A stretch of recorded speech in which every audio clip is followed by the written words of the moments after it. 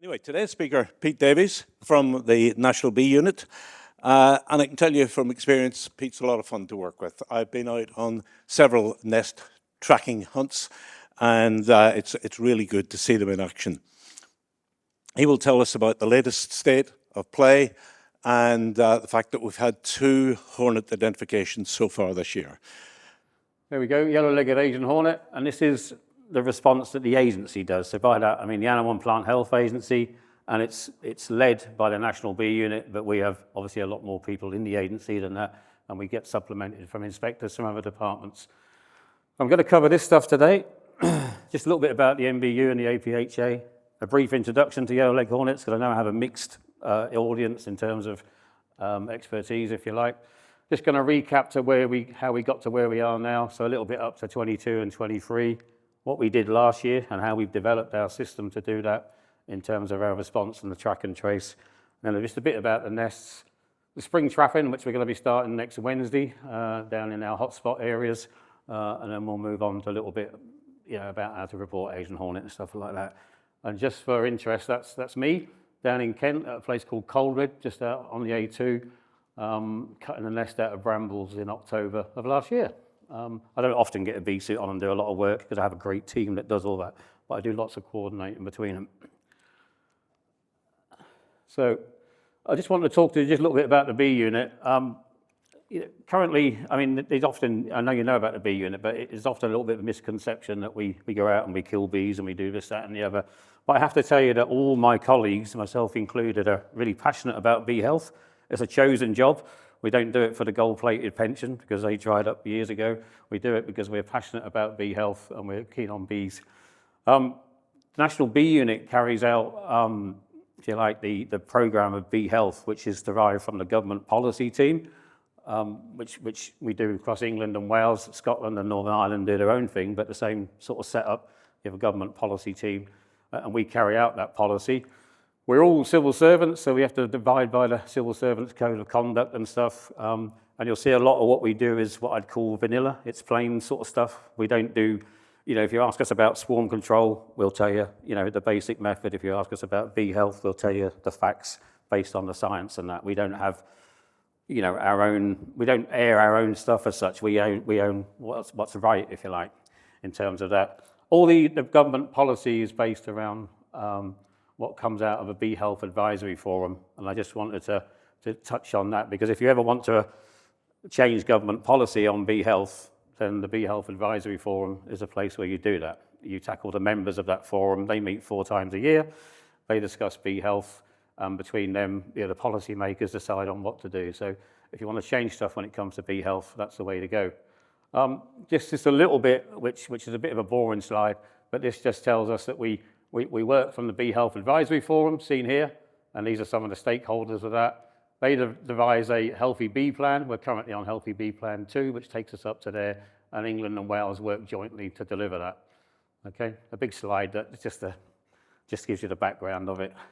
The Bee Health Advisory Forum is made up of all these people, representatives from these people, and they meet quarterly, and they sit in a room for 3 or 4 hours or online of late, and discuss everything to do with bees and bee health, and out of that derives government policy. And then us, as bee inspectors or civil servants, carry out that government policy. Okay, just to let you know that we don't make the policy, we operate on it. And this is just a Healthy Bee Plan, and the main thing about the Healthy Bee Plan, it's a 16-page document. It's on BeeBase. You can all download it and read it whenever. But the main bit I always like to think on it is one of these key 5 things is that we all work together on bee health. And because I'm lucky in my job, and I've got a colleague here that attends me as well. This is us working in Ghana earlier on this year, doing bee health in Ghana, working at night because the bees aren't quite so friendly with our red lights, just to show that there's 2 sides to bee inspectors as well as hornet people. So, Yellow-Legged Asian Hornet, we're still in the government response of eradication, which means that they pay for it. It's led by all the government departments. So the UK CEH, the Centre of Ecology and Hydrology, do all the triaging. You'll see that the track and trace comes through to APHA. We have our own sort of teams in destruction in wildlife departments and also in APHA as well. We have used pest controllers in the past to kill nests for us. It just depends who's at hand, where the nest is, etc. But if the nest is 25 metres up and it needs removing for DNA sampling, it's easier if we get one of these machines in, kill it, go up and retrieve it out of the tree. If we ask a pest controller to come and just kill it, then it's only half the job as such. If it's in a bramble bush or a bird nest box, I've had pest controllers on site that have just done that for me, and I've cut it out of the bushes, or one of the team has done that. All the science we do, we send all the samples through, and all the nests go through to Ferrous Science Limited, who not only, in the first instance, so like the 2 queens that have been in the news recently, we know they're queens because they went to Ferrous Science, they looked at them, they not only weigh them and measure them, but they also cut them open, see the fat bodies and stuff, and then also DNA test them. And I know they're both queens, and in a few days I'll know whether they're related to any nests from last year. Unlikely, but we'll come on to those 2 a bit later. So all the stuff goes to Ferrous Science, all the analysis, which really helps us in the field. We also have obviously the help of Asian Hornet teams. I almost call them Yellow-Legged teams then, but Asian Hornet teams. And we use, we work together in terms of, if you like, identifying and tracking and doing the response. We get lots of help from the local guys in Kent and in Sussex at the moment in helping us track down, or if we get a sighting come in, it's not quite clear what it is, these guys will go and help us, which is really good. And you'll know that the BBK have used this year, gone to what they call verifiers and coordinators. And here's a little map showing where the verifiers are based, if you like, in the south. And I'm sure that some of you are involved with this. Sorry, these are coordinators, not the verifiers. And if I click on a map, I can get the details of any one of those, as so can you, obviously, and pick out. And this is the trapping that's going on this year that the BBKA have organising. This is just a map of some of the traps in what we call the hotspots, which again I'll come on to. And in this instance, the blue squares are allocated to a beekeeper. These are all 1K squares, so a beekeeper said that he'll put traps in those squares. The greens are already being checked and monitored. The yellows are yet, they've been allocated but not being monitored yet as such. And on the next page, I think there's a red one where monitoring is stopped, which is just a test of the system, really. And if you are a BBKA coordinator, you'll be familiar with these or get in the app where you can actually go onto these. And if it's like this person here is monitoring, they have to go onto the app every few days to say they've checked it. If they don't do that, then it turns red. But this just helps a coordinated approach between what we do and what you guys as beekeepers do. So a little bit about the Asian Hornet. It's a picture that's been around a little while now. One of our colleagues, Julia, took this picture of them both just feeding on some trappet. And I always tell beekeepers when I do my normal talks that they're more black than they are yellow. Yes, they have got yellow legs, but good luck seeing them sometimes when they're whizzing by or in and out of a bait station. We get lots and lots of reports of these. And just quickly, just because I had the picture amongst some other slides, we catch a few later on in the season, and these 2 yellow dots, which again I'm sure you're aware of, they just tell us it's a drone. And sometimes these drones are 8 or 10 miles from where the nest was where they had. Just almost lastly on the background, we'll know since this incursion, this is where it's gone. And if you follow that through to, where are we now, 14, 15, you'll see it drop into the Netherlands there, into the UK a year or so later. And even though it might turn green, it doesn't mean it's overrun with thousands and thousands of hornets, but it means that the hornets have actually been seen there and sighted there, and that's how quickly they spread. And as an example of that, they just got into the Netherlands there, 10 years ago, and last year they stopped counting nests at 8,000. They just got overrun so many that once they'd destroyed 8,000 nests or more, the guys that I talked to there got up to 9.5 or so, but they said, there's easily 10,000 plus nests. And you'll all know the story of Jersey. We're just in here. And just for an interesting fact, Jersey will fit into Kent 30 times. So if they had 400 nests in Jersey last year, and you get 30 Jerseys in Kent, it shows the scale of the operation that we could be facing, if you like, in the future. So that's always a good picture, but it doesn't quite show. There is another picture which shows like a heat spot, so where there's more nests concentrated than others.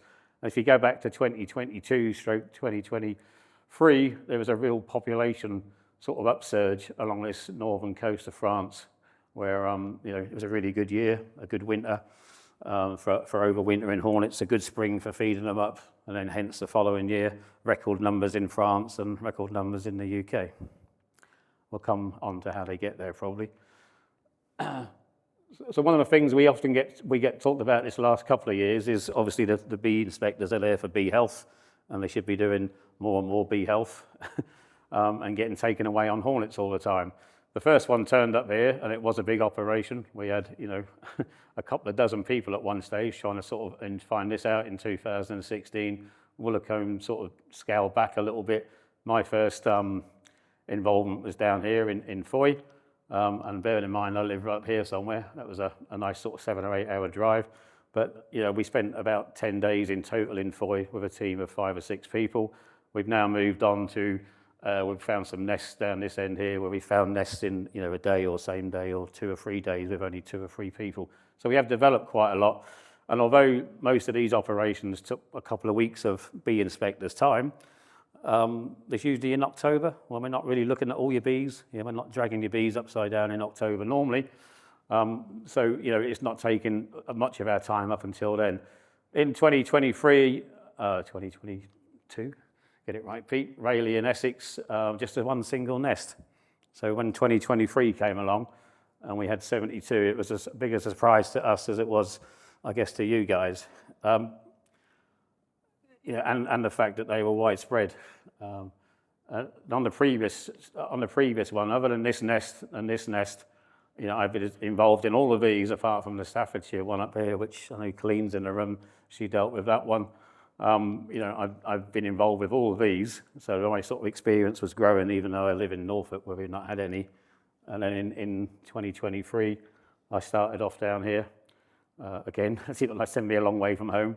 And then I started this one on the way back as I was heading to Kent, picking them up as we went, and ended up in Kent for 3 months looking after this. And just, if you look at where they are, the ports, where the boats come in, basically, you think, oh, that's, so where the boats are coming in, which tells itself. And on this slide, something that I sort of look at whilst I'm in the field is I always wonder how they got there. How did this hornet turn up where it is? And when I first see this picture developing in 2023, I was convinced in my own mind that this was the first line of attack. This is where they landed. The second year they was here. The third year they were here. They were sort of working their way in year after year. But having the thorough science doing the DNA sampling and checking told us that that's not true. In fact, none of these nests were related to anything we'd ever had before. None of these nests were related to each other. So they're all just new incursions over that winter of autumn sort of 2022 into spring 2023. All these were single new incursions into the UK, which is quite amazing. This is only the southeast corner where obviously the most of them were. I'm going to come on to what we do, and this is one of the first ones this is 2018 again, down in the bottom of the New Forest. It was at Fawns Beach. We didn't call it Fawns Beach at the time. We called it something else because there's some big private houses here. We didn't want lots of publicity. But this is where we were doing what we called beelining. You might call it track and trace nowadays. You might call it Jersey method or whatever. But in 2018, this is what we were doing, beelining with Asian hornets down here. And we started off way down by the door, really, in somebody's garden on fallen apples, following the hornets right along through the gardens, each other gardens, into some open land. And it was nearly a kilometre from where they were feeding on the apples to where the nest was in this pile of woods here at the time. So that's where we first sort of picked up our skills and how far, if it's taken 6 minutes to do a return journey, then the likelihood is the nest is approximately 600 metres and stuff, because we did lots of timing, but not necessarily as good as we could be. And I worked down here, and there was 5 of us most of the time, and we were down there for 7 or 8 days in total. And we knew it was in this patch of woods here, but this patch of woods is like there's a tree, there's a tree, there's a tree, and of course the nest is 20 metres up there.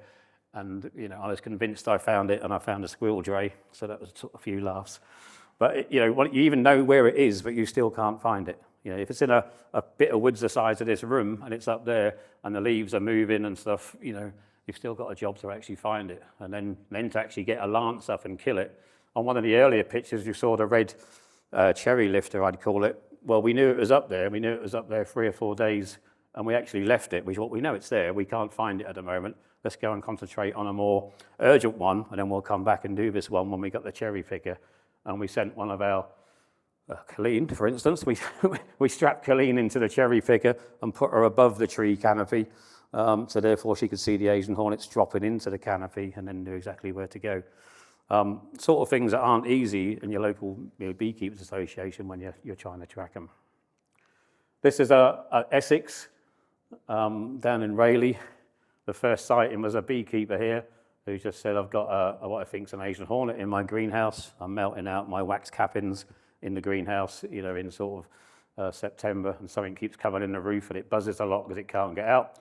And sure enough, on the Sunday afternoon when the picture came through to me, I could see it was a hornet. And what we tended to do then was on the Monday morning, we'll turn up, and I've left things on here which get removed, but I wanted to show it for detail. We'll turn up at the sighting and we'll put this ring of baits out to see where we can get a hornet feeding initially. And when we got a hornet, and the hornets that are coming into the greenhouse are actually heading over the houses this way, which doesn't tell you where the nest is, but importantly, it tells you where it isn't. So the nest isn't here. It's not over that way. It's definitely over that way somewhere. And as it was, the nest was 1.1 kilometers away over here. So those hornets were coming back every 13 or 14 minutes. So as an inspector standing there waiting to see a hornet turn up, you might see 3 an hour if you're lucky. This was earlier in the season, early September. The nests are only small. They've only got maybe 100 hornets in. So you're waiting for a hornet to come from this nest all the way over to here. And it might stop here instead, or here on this ivy, or on these ivy instead. So you don't see it for a day. I had bee inspectors who came here to work for 3 or 4 days and never saw a hornet. Because, it's not like Jersey. You don't get off the aeroplane and they're waiting for you in the hire car park, which is what's happened to us in the past. The hornets are very, very few and far between. So when you do finally get one, and we got one here on the Thursday morning at 7:30 in the morning, it was 6 degrees, the temperature, and the hornets were feeding on this ivy that was just catching the morning sun. And we managed to spray a bit of ivy with trap it, get them feeding on the trap it, and then you're away. And this one single hornet that we marked here took us all the way across these fields. We then got it feeding here, took us all the way across these fields. And in this one, it was a straightforward, follow me, follow me. And these fields were just flat stubble at that time of year. But getting through the houses is always an issue. But if you know it's taken 7 or 8 minutes, so you can go past the houses, put another bait up, and then see where it's going. So that was a fairly straightforward one once you find a hornet. And then once you get that hornet feeding, and you mark it, and you don't annoy it so it doesn't come back, etc. So again, that was it in Essex in 2022. This was a sighting reported previously, and so was this, but a sighting with no photograph was reported a week or so before this sighting, which had a good clear photograph. And of course, I can go back on the system, see these sightings, and of course we go to them, we'll put some bait there or something to try and sort of see what else is out there, in case there's any other nests. So that's our basic track and tracing. I've got another few slides about it. I just want to talk about trapping because in my sort of time of talking Asian hornets, every time I open a book, there's a new trap design, a new trap, the latest trap, the most selective trap, the bestest trap, and all the rest of it. As a government agency, we try to use, or we got the basic trap, this one. At the time, I think they were, at the time they were a £5, and we still got them.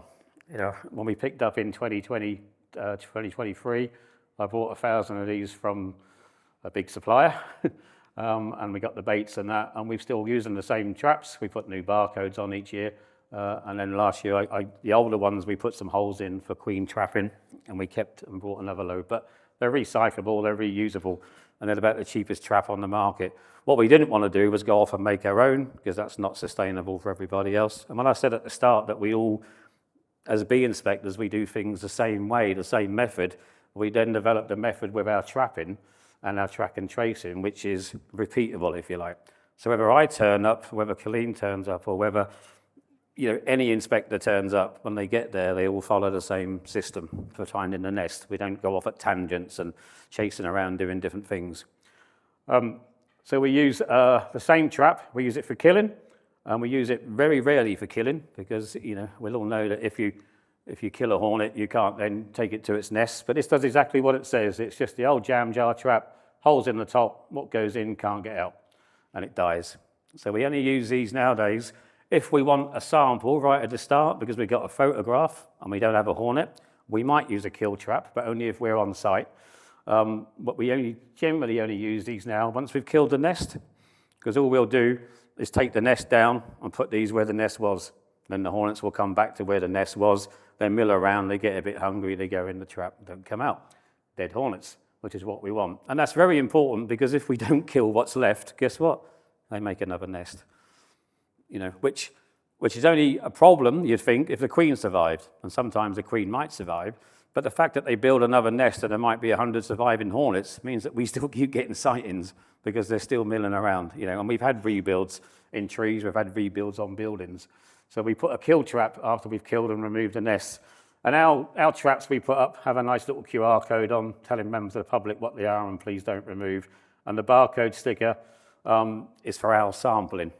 Each trap has a number on the barcode, and if we when we go and check the trap, we read the barcode, it gets submitted through our app, which again, I'll tell you a bit more about. So kill trap. Then we have our containment trap or surveillance trap, and guess what? It's the same trap, but your little scouring sponge in the kitchen, which you get 10 for, about £1 in a pound shop. We cut them in half, we put them inside, they're very long lasting, and it means what goes in can have a drink. It still can't get out very easily, but it stays there. And if we use a containment trap, we're checking it. We probably said it this morning, we'll check it this afternoon. At the latest, we'll check it tomorrow.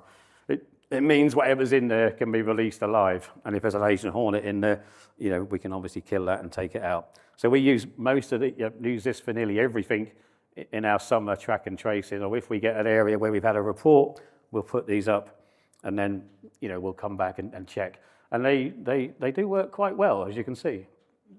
That was Coldred, where we put one up, went down the road, put some more up, came back an hour later, and there was definitely an Asian hornet nest nearby.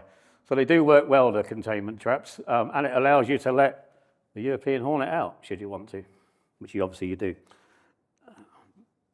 Carefully. The same trap we use as a feed. If we aren't getting much action, we'll top it up and clear off for a couple of days, go to another one.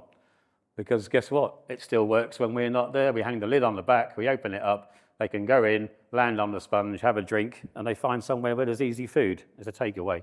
So they'll just keep coming back. And then we come back 2 days later, put the lid on, and if they're used to coming there and feeding, guess what? They come straight back and feed straight away. So it just helps us, whilst we're working, if we're covering a wide area, then we can come back to that trap. And one of the key things with feed stations and feed traps is not to have too many. If you imagine a nest in July and August with less than 100 hornets in, and you've put 20 of these up, they're just going to feed and disappear again, sort of thing. So it's better to have 3 or 4 of these placed in the right places, so you actually get them concentrated, so you know where they're feeding. If you spread them out too thin, then you end up not seeing them at all, hardly. So we had the kill trap, the containment trap, and then the feeding trap, which is easily turned back into, obviously, containment, or even take the sponge out and make it a kill trap. You leave it in the same place, still got the same barcode on for us, and it works really well. And at the end of the season, as I said, wash them out, and we start again. And lastly, the same trap. The older ones, these holes we put in just for spring queen trapping, which we're doing again starting next week. And it's a bit of trial and error as such. You look at Jersey, what size holes have they got? What size holes are they using in France, Spain? What do they recommend? And what we found quite a bit was that we get different size queens. We're on the edge of expansion. They're not properly nourished. They might not be properly mated, so they could be bigger and smaller. So I went with what I laughingly called a 5.5 mil hole, which ended up being near a 6 because we used a hot drill bit. It's very basic, a red hot drill bit, warmed with a gas lamp. Just get the trap and just poke it on it and melt a hole. And I know there's much easier ways of doing it, but we did sort of 1,000 of them in 2 or 3 hours between 2 or 3 of us because we wanted to get it done and get out and get the work. And again, the sponge is inside. Whatever goes in doesn't die. Doesn't die. It sits on the sponge. So when we come there, we can open it, release all the bycatch, and let them go. And if there's an Asian hornet in there, it gets reported. And again, just some pictures there of a trap in action, if you like. I'm not sure why I've got that picture. Well, that's for the next one. But this is actually where we ended up finding one of the bigger nests of the year, which is a nest which had queens and stuff in this bramble patch here, found in October. And then really it stayed in the brambles from its primary to secondary nest. It didn't go to the local tree because that's actually, because I'm quite low taking this photograph, the hedge isn't very high, so it's hardly worth it. This was that nest, and this was the first sighting of that nest, so not the nest. The first report came from here. On our app, we can, the sighting comes on, it goes automatically onto the app by the geographical location. If there's a picture, it goes green automatically because it's a confirmed Asian hornet, and I'll dispatch inspectors to that area to either try and collect the sample and then obviously to try and find the nest. And again, I've left bait stations on this just to show how we did it as such. So in this instance, we turn up here, we put a bait right at the sighting, we clear off and put some baits at the other end of the village, we go back down and set this bait, and when we come back to the sighting, the original sighting, this one was the trap I showed you a minute ago that's full of hornets, and we was very close to it. And that literally took us across an open field to this patch of brambles and stuff here. This was the one where I was heading down to sort of Dover, said I'd be there about 11. Two of the inspectors got there at 9 o'clock, and when I got there at 11, they went, yeah, it's in the bushes, we found it earlier. So literally found that nest in less than 2 hours using the app and using the track and tracing. And if we move down the line, as we often do, because this was a particularly close one, if that's 250 metres, that's 500, these rings, so you're quite close in sort of thing. We take out, as we move closer to the nest, we take the bait stations behind us. Because if that bait station yesterday told me the nest is over there, then I know it's over there. I don't need to know any more from that bait station. I'll take it in and put it over there so I can triangulate. And this is just a zoom in of that. So that's the one in the brambles in the corner, which is the one right at the start of when I was talking about me cutting it out the brambles.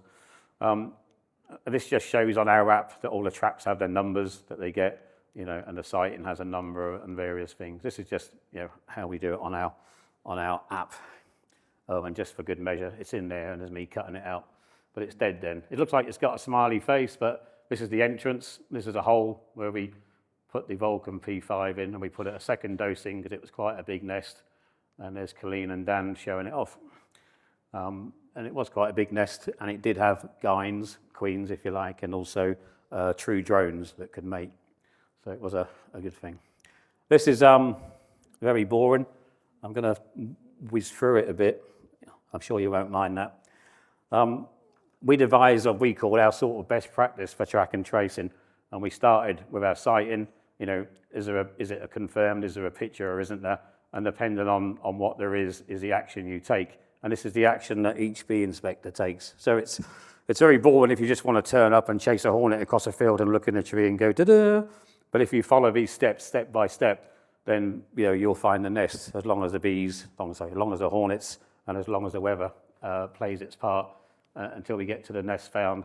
And I've offered to, through the NBU, to talk to the BVKA because they want to start issuing licenses for release. And Natural England has said, great, come up with a training plan that shows us that you're trained and responsibly can release yellow-legged hornets. So I've offered that we can help do something like this, so we can get to that next stage if you like. We'll see if that comes to that. So just bear with me. There's a sighting. Is it confirmed or not? If it's no sample, then it's definitely not. And we move on, and you can see if there is a confirmed sighting, we put out 3 to 5 of our containment traps around the sighting, which is fairly sort of straightforward. If we've got about a week with no hornets found, we'll pass it on, basically. That's where we've been going to the AHATs and saying we've had sightings here, we've had nothing come out, we definitely had one, but nothing's come of it at the moment. We'll come back if need be in a week or two, but we'll pass it on at this instance while we go and find another one. And you'll see we always have the 4-week follow-up. So this happened down at Hastings earlier on this year. In July, we'd picked up a small nest, which was obviously the primary. We'd killed it, wiped it out, trapped for 7 days afterwards, nothing. And that was it. But what we didn't know was there was also a small secondary. But that small secondary just had the queen and maybe half a dozen hornets. So you try and find one of them in 10 days. Good luck with that. But you go back 4 weeks later and those 10 hornets have suddenly become 40 hornets. And then we start picking up a few stragglers and then we find a second nest. So it's always worth following up, what is a confirmed sighting. The opposite to that was we had Maidstone confirmed fighting this year in October, and we spent the best part of 2 weeks kept dipping in and out of Maidstone as we went by, checking our traps, checking our feed stations, checking the person who reported it because they had one up in their garden. No signs of it. I mean, we only ever had the one photograph, and I'm convinced it was a drone that just turned up and, you know, had a bit of a feed and cleared off, never to be seen again. We go through our normal stuff, and if we get a sample hornet, then we've got the various things that we do to follow it down the line. And this is what Stephen almost mentioned earlier about loads of dodgy men in streets with binoculars looking sort of in various places. This is in someone's garden, but we're looking through towards the house, which looks a bit strange. But moving on. If we had the sample, as I spoke about earlier on, we'll put the bait stations out. And again, if we don't get anything, we pass it on. If we do, then we need to get them confidently feeding. And when we say confidently feeding, when a hornet comes to feed, if it just has a bit of a lick and a walkabout and goes, then all it's doing is feeding itself. It's not feeding the nest. If it feeds itself, all you do is you just follow it to the next food source, and to the next food source, and to the next food source, because they just go from ivy to ivy to ivy. What you need is a hornet which turns up, puts its head in the drink, and it's like necking a Guinness. It just keeps gulping, and it just gulps and gulps until it's about 25 seconds. And when it takes off, it's a bit doddery because it's full, and away it goes. So when I say it's feeding confidently and with consistency, then that's what you want, and it keeps returning.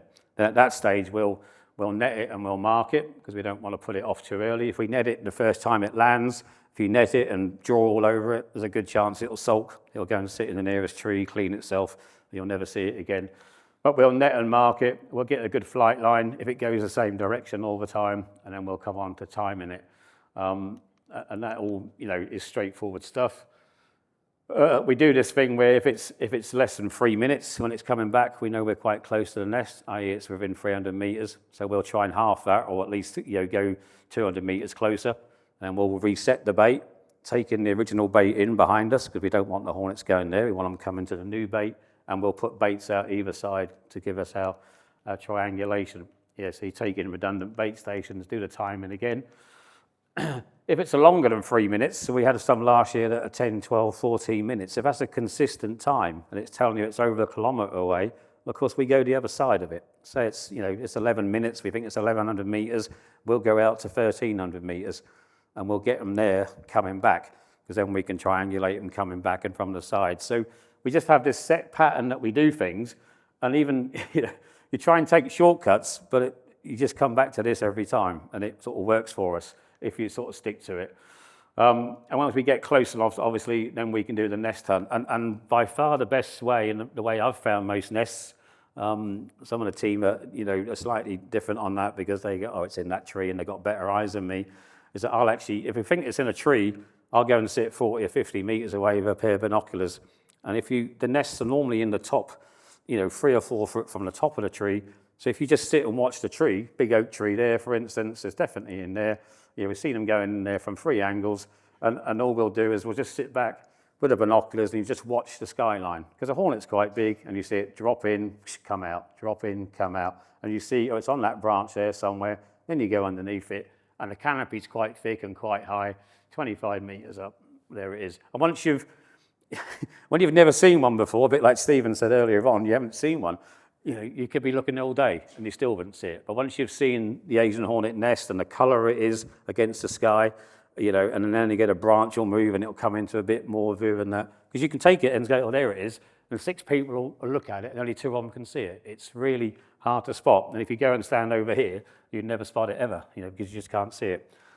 And we've been down the road of drones and all that sort of stuff, but ground spotting at the moment is the way that we do it. And it definitely works for us. That's just to say what we do when we're doing the sighting. That's just a recap for my sort of team as such. I just want to talk about bait stations because I know I said we use a bait trap. It's much easier once you've got them feeding to actually use, in this instance, a takeaway tub. And I won't read all the writing, but we generally put some stones in it so it don't blow away because that's always useful. We try to put it in the open. Where when they come and feed, you can let it feed in here, and you can stand back here, and you can watch them come and go, and come and go. And if you want to net one, you can net one quite easily. You can colour it, you can tinsel it, you can do what you need to do to it. If you've got them up against something, then really, if it's against this bush, when the hornet leaves, it can really only go that way. And then guess what? It goes like that and over the bush and disappears. So it doesn't give you a lot of help.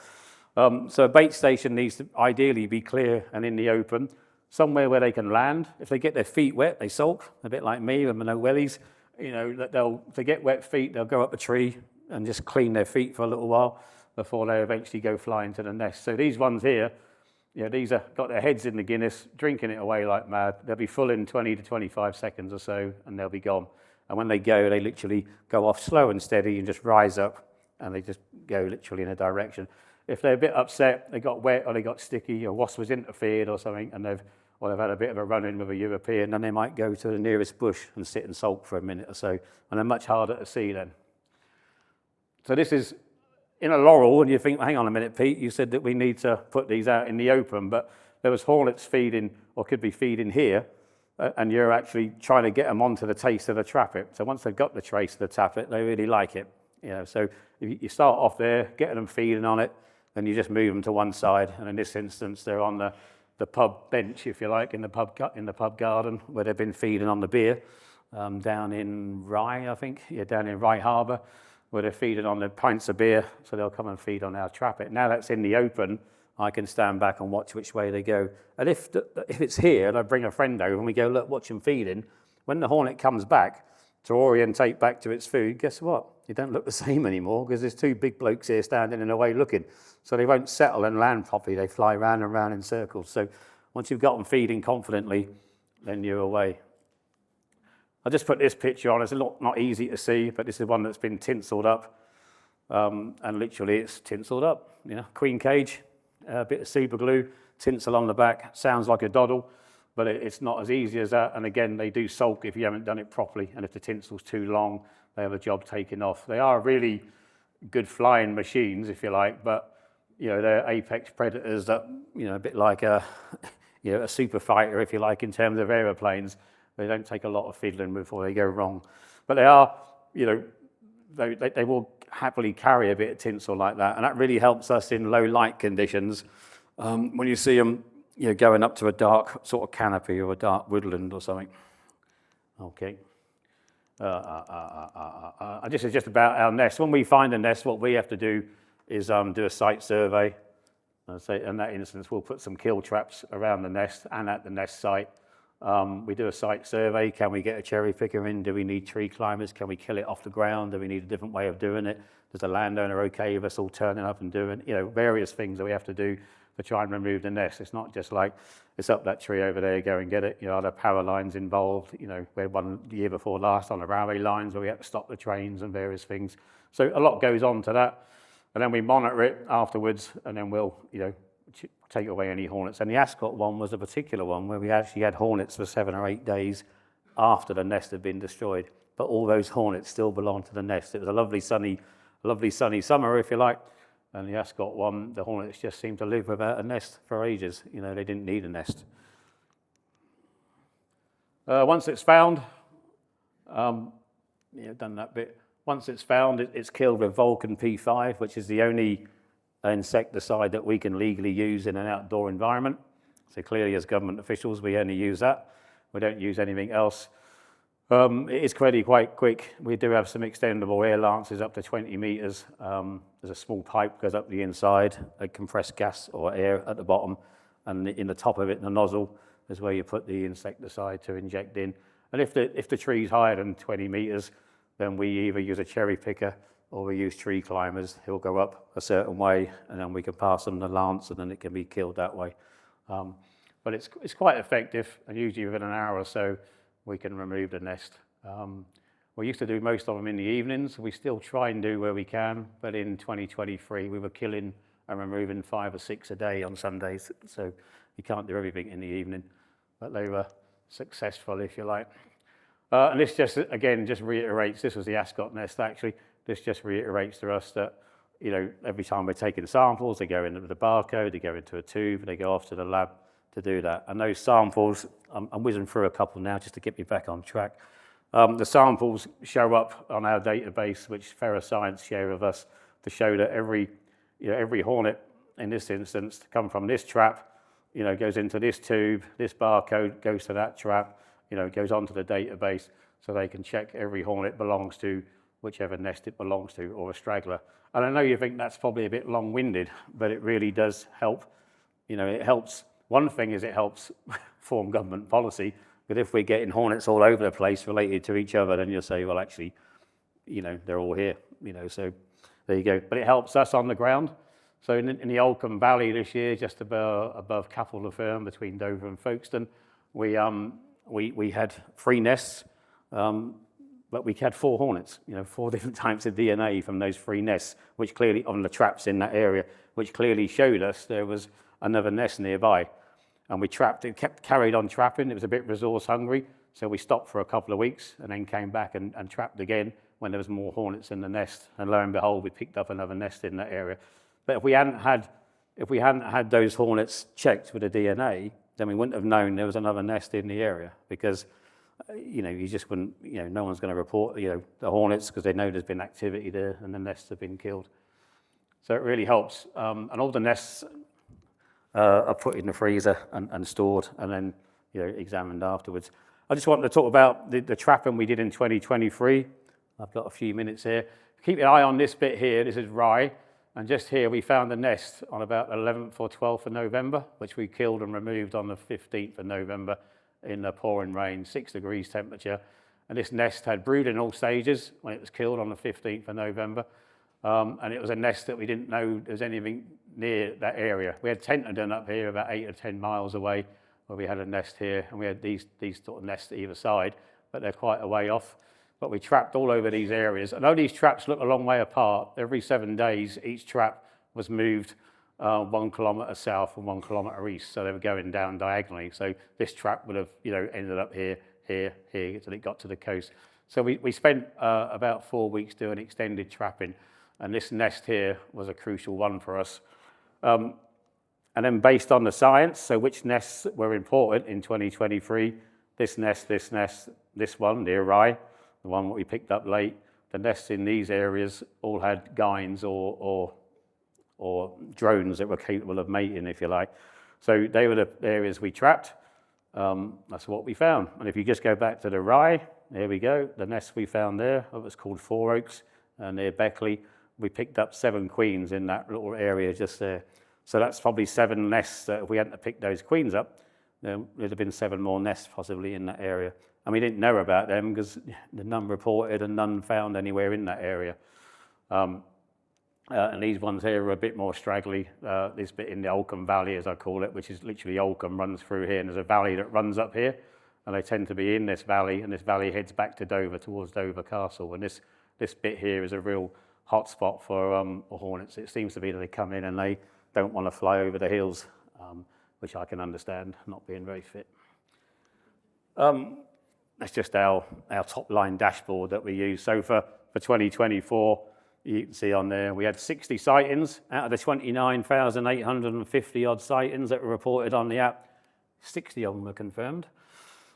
Over half of those sightings had a picture, which obviously wasn't a yellow-legged hornet, it was something else.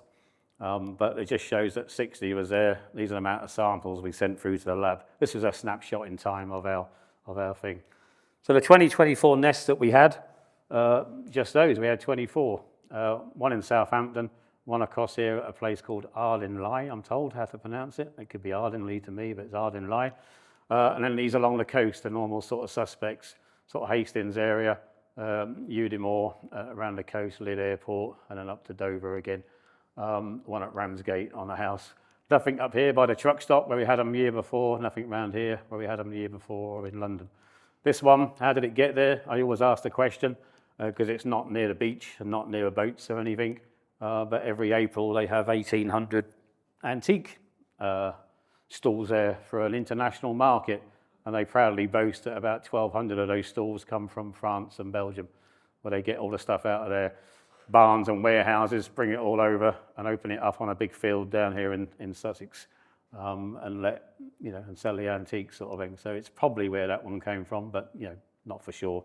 The interesting bit, or the bit that helps us again with the science, is if you look at the 2023 nests and you look at the 24 nests, This was the nest we found near Rye at the end in November, and we got all those spring queens around that area, as I showed you. But lo and behold, this nest at Udimore, the queen from that nest was the offspring from this nest. Okay, so we missed one, if you like. And I only just found out that the queen from this nest obviously had to be mated with a drone, and that came from the Tenterden nest, which is just up here somewhere, about 8 or 9 miles. So the drones will go that far. It obviously mated with this nest, and those queens dispersed in the spring. We caught 7 of them, but 1 was proven to be here. And then the same in the Oldcombe Valley between Dover, this valley that runs up here. So this nest here was the mother, if you like. The queen on there produced the queen that made this nest at Coldwood.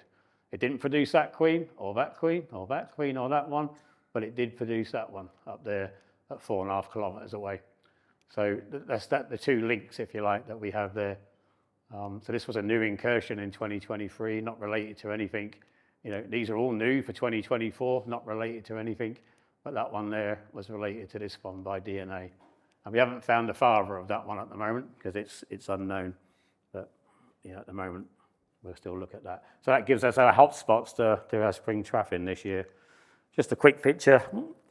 Nests, this one was on Ramsgate outside the 3-story flat, and they were watching it develop nicely. They didn't report it, but somebody else reported a hornet in the area, and we tracked it to just underneath, just outside their window. Southampton Cemetery, a bit of a tough nest to find because once again, it was wet and windy in September, not much feeding. You have to also remember there's plenty of food for these guys. They're not in competition with anything. They can eat anything. You know, a beekeeper 300 yards away never saw one. They didn't need his bees because they can eat everything else. This was a hard one to sort of get once we got it. We were there for about a week, and this was a hard one, as I say, because there was just no hornets anywhere. And when we found it, we thought it would be a little small, poorly mated nest, but it was a decent size, but the wind and rain meant we couldn't remove it until the next day as such. And this one was killed by a pest controller. The lady of this house here, just the other side of that bush, she's got a window, which obviously no light gets in, but she can watch the birds in the bush. And in this instance, she'd been watching these buzzy things all summer, building a nest in her bush, which she quite liked, until the gardener got stung several times. So she called a pest controller, who turned up, killed it, and left. The next door neighbour reported it to us that they had some dead hornets on his driveway. So he sent some photographs, definitely yellow-legged hornets. So myself and Colleen went and saw the neighbour, and he said, oh, by the way, the lady next door had a nest killed. And we went there, and sure enough, the yellow-legged hornet nest had been killed by a pest controller. I contacted him. He didn't know what it was, but he killed it anyway. He didn't use what you're allowed to use. He used something different, and he didn't really want to confess that. But he weren't in trouble. We just need to educate these people. We need to educate pest controllers what an Asian hornet is, because they didn't know. They just turned up and killed it. And we had a similar scenario, and I don't want to criticize anybody, but we had a allotment holder, had a shed, had a nest in his shed. Asked the local beekeeper, I've got a nest in my shed, come and have a look, what do you think this is? Oh, they're European hornets, so okay, I'll leave them alone. 4 weeks later, he sent me a picture of a nest that had appeared above the shed in a tree. And of course, they're Asian hornets. So it just means that we just still got to get the word out more and more. I just want to show this. This is a tree with ash dieback on a plantation where they'd thinned everything out and took most of the trees. They'd left this one in situ for a while. There's a big hedge here. The other side of there, there's water, there's marsh, there's a load of tree stumps. And lo and behold, the Asian hornet had picked that single tree amongst almost nothing to build its nest. The only way to access that was with our very long pole off of a cherry picker on flat ground, because it couldn't go the other side and get over the hedge, and then to obviously get to it. You couldn't climb the tree because it had ash dieback, and no tree climber is going to climb that with the chances of it toppling over. But of course, we need to retrieve the nest. We need to retrieve the nest for our lab to do their stuff. So there's only one way I could think of retrieving that nest, and that's how I retrieved it. Yeah, that's it. That's how I retrieved it. Obviously, we had landowner permission. The tree was ash dieback anyway. And we knew where it was going to fall because we had a good set of tree climbers, and we put the stuff there ready to collect all the pieces. But just loads of nests. This one was particularly nice, Gravesend in a bird box, the easiest one to kill ever. Just squirt it in the hole and put a bit of sponge in, just like closing up a beehive. The spring trapping update, I've got a couple of minutes yet before any questions. We're going spring trapping next Wednesday. All the stuff will be down there on Tuesday, ready to go. The recycled traps from last year, new barcodes applied, obviously, the 2025 on, and we'll be good to go. Spring trapping last year, this is when we picked our first queen up on the 15th of April. Only actually got 3 in April, and then we picked up the majority in May, which was 14, I believe, in total, and a couple in June with a long way between them. So we'll be doing that in the hotspots this year. The hotspots are those. We've just downgraded Southampton due to the DNA analysis and the most recent data we got. That's now a medium as opposed to a high risk. So that's going to be covered by the local AHAT team in that area, who already got the things out I showed on the map earlier. But these ones here, Bexhill on Sea, this had queens in it and mature drones. This is the Udimore nest, which is related to the one that was in the blue circle the year before, so we want to see what's going on there. The Hastings nest also was quite mature, and again up in the Oldcombe Valley. You might think, well, you haven't started yet, Pete. We beekeepers in this area have got loads of traps out already, and they've sent me the maps so I know where they are, but we'll still do our normal grid work, and the same in this area here. There's traps out here already, and so far I've been reported 1 queen wasp. There seems to be a slow start. This year, we've had 2, one in the shallots you would have heard about, which come in from France, and one in the wine merchants in Dover, who just had a pallet of wine delivered from France. Where those hornets come from, I don't know, maybe France. Both been confirmed as queens, and as yet, we haven't had the DNA back, but it's imminent. These are those. This one was alive in the shallots, but ropey, just woke up by the looks of it. This one was definitely dead in the wine merchants. You can't, there's another picture that shows it better, but when they hibernate, they put the antennae over the eyes. Ooh, they put the antennae over the eyes, and that's obviously how it died in hibernation, probably. But they've both been examined and checked and done. You've all got this on your phone, haven't you? Can I check? If I send an alert out now, will you all get it? This was the reports last year, as I said earlier on. The 29,800, or I said 10, I rounded up. The 29,800 reports. We had 10,000 during Chelsea week because we had a big stand at the Chelsea Flower Show and everybody went home and reported a hornet in their garden. But at least 10,000 people know what a hornet looks like, or at least are more educated. You know, they don't often send a picture of one because there weren't any in May. And in the year previously, that's when we had our 72 nests and it was all on the news and all the rest of it, so lots of publicity about it. But you can see that the app is the way to go. This is just a project because we now have lots more, obviously we've got lots of ports and lots of border control places where stuff come in, and this is just a project that our wider agency have been working with. We call ourselves the Animal and Plant Health Agency, but this is where there's some plant and bee health officers have been working on these import places where they've got traps up now, and they're checking all the time what's coming in, which is quite good. And just as when you say there's not many bee inspectors, which is true, we used 59 different people last year for spring trapping, of which only 16 were bee inspectors. The rest were inspectors from plant health, animal health, non-native species, and the wildlife teams. So we do spread it around a bit. That's just a few places where we've been and done various schools, various live firing ranges, stop trains, and various, sites, or including a Russian oligarch's premises with machine guns, who didn't really want to let us in, which is where our badge helps us quite a lot, because, we can get most places, with the badge, and if we can't, we have to ring somebody, and then they get us to places, which is good. So that's me for a minute. I didn't even pause, did I?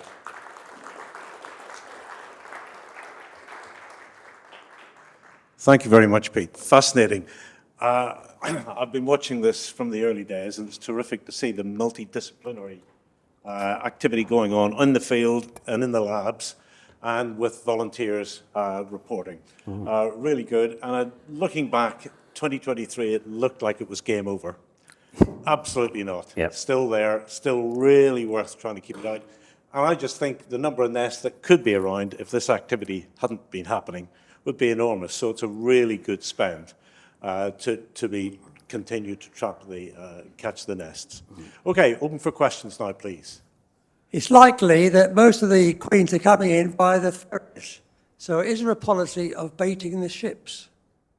Is the policy of what, the ships? Well, they're only on the ships for 2 or 3 hours, aren't they? These ships are just the ferries where they just roll on, roll off of, from Calais to the UK. And if you tend to find that they hitchhike, on the ferries, on the lorries, they possibly get in the curtain-siders maybe. The curtain-siders get over this side. If you imagine the Maidstone truck services, 20 miles from Dover, they stop there, the lorry drivers stop overnight or stop for a 4-hour break, and the sun comes up and the Hornets go, oh, that's me awake, where am I now? And off they go. So, yeah, I'd love the boats to be stopped, hey, but, I'd love the lorries to be fumigated and all the rest of it, but that's just not possible. The other thing is, if you look at Hastings and along that coast there's no ferries coming in there. However, if you go down there, you get all these boats on the beach as such, which go out fishing in the channel. And where do they go? They go just to the coast of France, where they'll moor up, or they'll catch all the flatties they get in place and all the likes of it, or turbot off of there. They also meet up with the French fishing boats and exchange a few quotas, buy boxes of fish because they've caught too many or not enough. But what you also see is that they land on the ferries. A ferry can be halfway across the channel when a Hornet lands on it, because if a Hornet's lost at sea in the wind and a bit of drizzle, it can land on a boat, because and wherever that boat ends up, be it Tilbury Docks or back to Cherbourg or something, is where the Hornet ends up. Unfortunately, it's a narrow bit of water and there's a lot of traffic. The Hornets can't make it on their own. They need a lift. Yeah. Okay. Can I ask one more question while I got the microphone if it's not working? Well, you're in charge. Government cutbacks, we're being promised awful things. Is it going to affect the NBU? Do you know?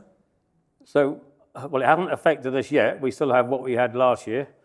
We have some vacancies at the moment, and because there's a spending review, if you like, not a cutback, but in the agency they've just at the moment stopped hiring whilst they do an evaluation, and that includes us as well, unfortunately.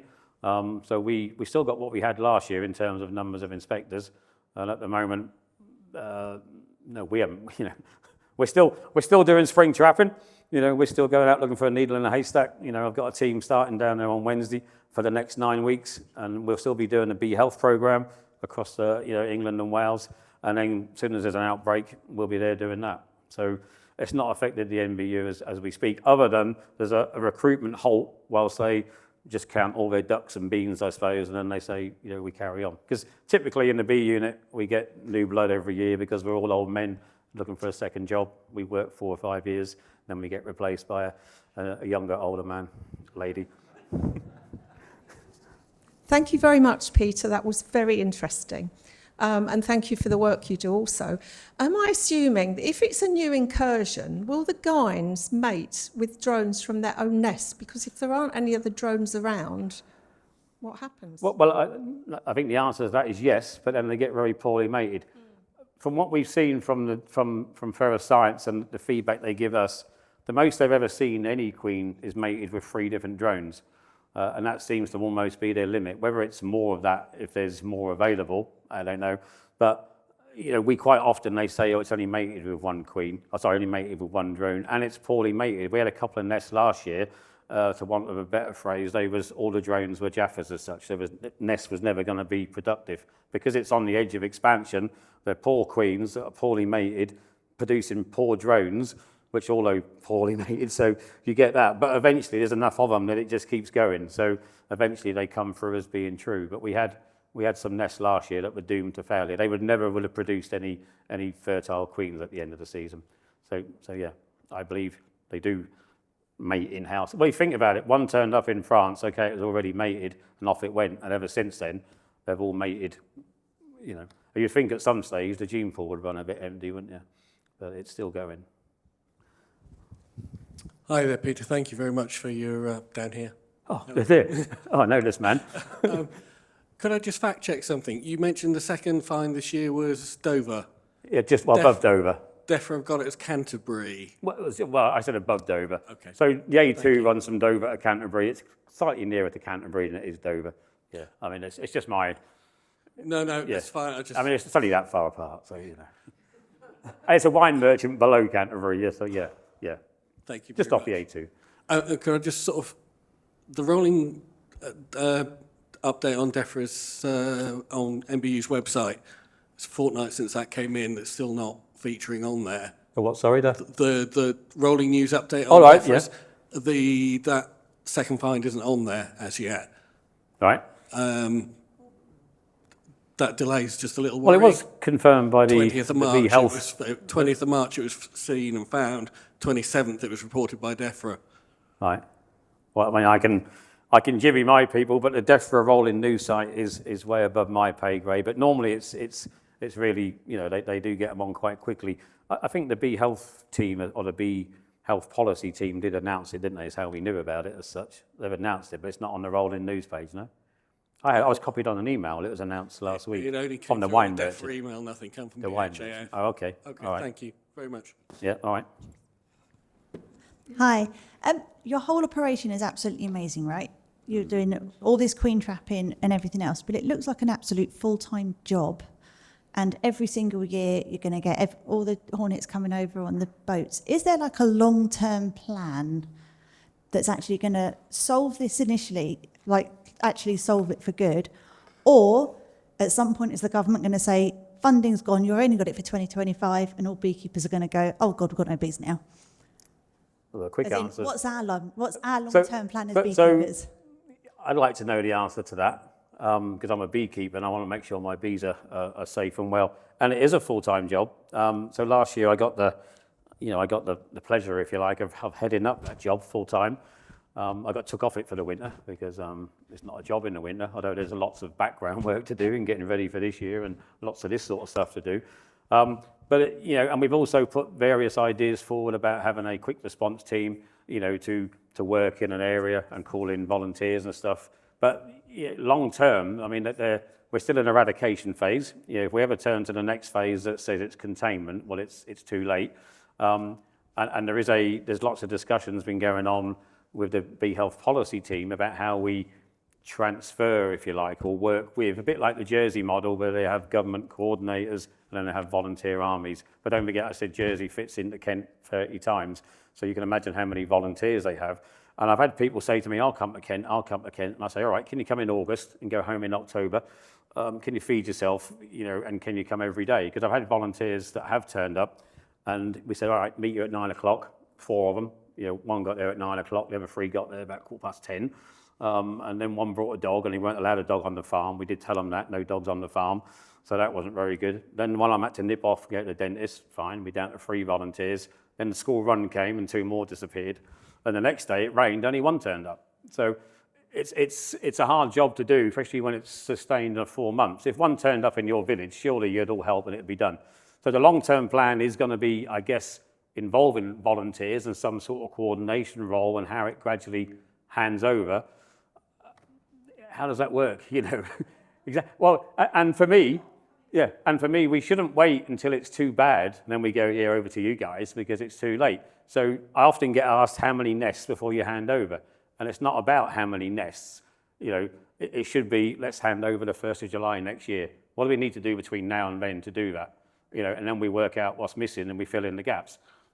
That's probably 2, 3, 4, 5 years away if we have these sort of numbers. These numbers are manageable, but are we missing 2 or 3 a year? If we are, we'll find out this year. I mean, why has there not been a hornet in the southwest since 2017 or 18?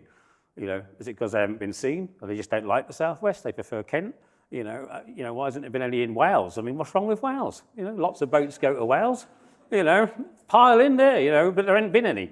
Apparently, unless it's just too open and they're not seen. But in answer, I'm not going to be here forever because I should have retired last year, ideally.